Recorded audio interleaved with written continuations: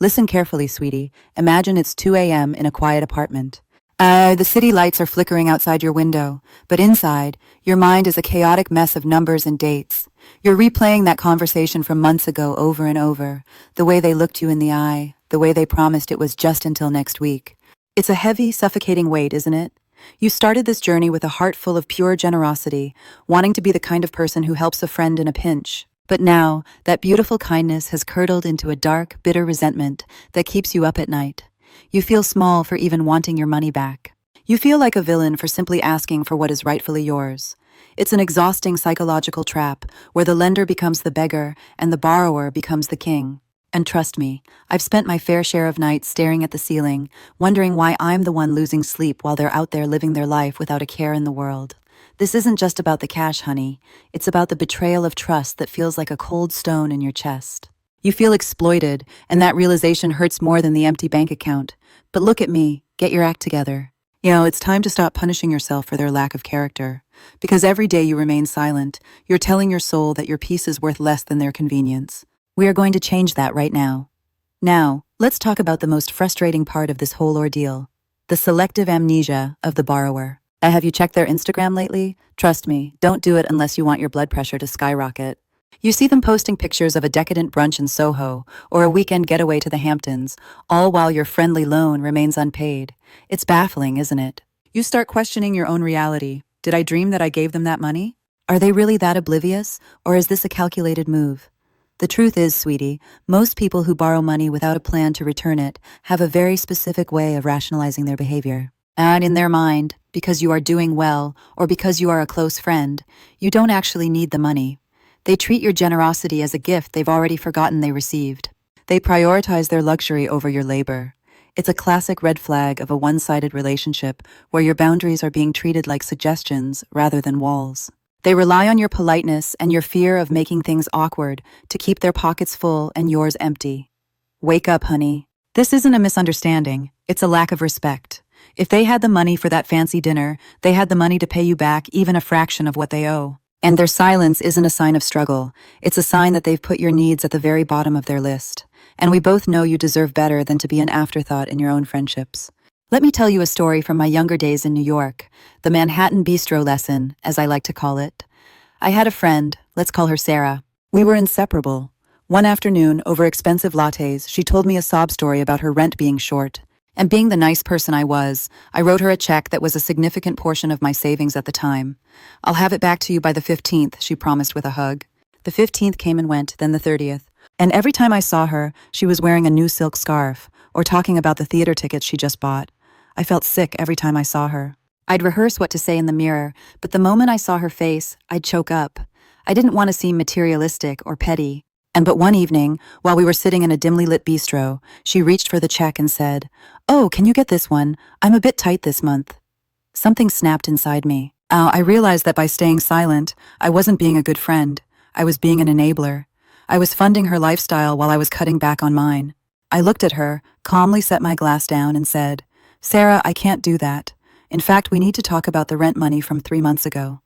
The look of shock on her face wasn't because I was being mean.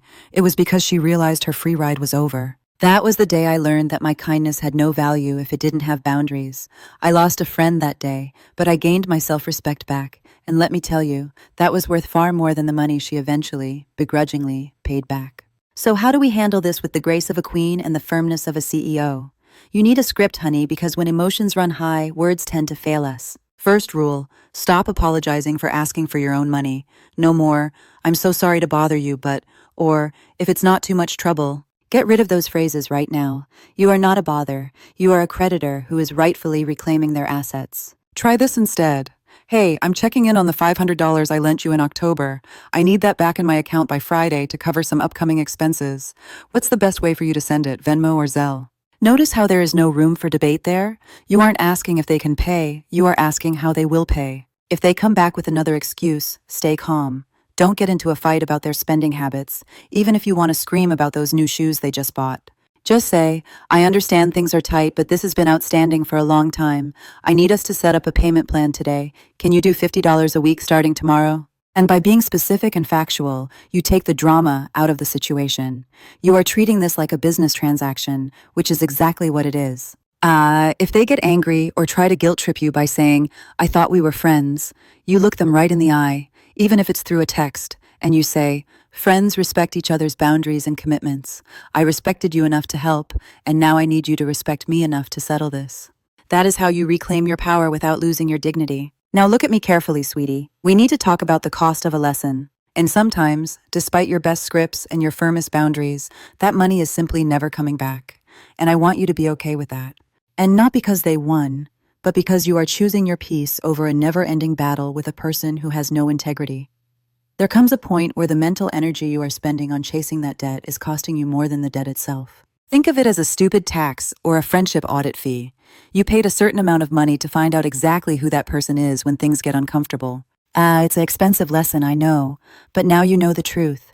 You now know that this person is not someone you can rely on, not someone you can build a future with, and certainly not someone who deserves a seat at your table.